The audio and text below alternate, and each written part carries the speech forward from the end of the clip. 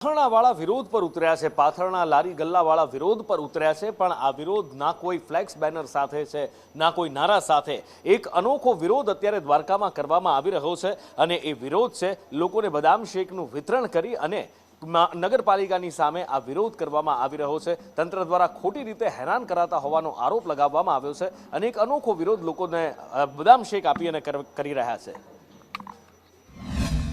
નાના નાના વેપારીઓ, લારી ગલ્લાવાળા, પાથરણાવાળા, માલધારીઓ જે પોતાનું રોજે રોજનું પેટ્યું રડે છે, એની પાસેથી 200-300 રૂપિયા રોજે રોજની હપ્તાની આશાથી આ લોકોએ એમની રેકડીઓ, લારી ગલ્લા બંધ કરાવડાવ્યું, છાશ વિતરણ બંધ કરાવડાવ્યું, દહીં વિતરણ બંધ કરાવડાવ્યું।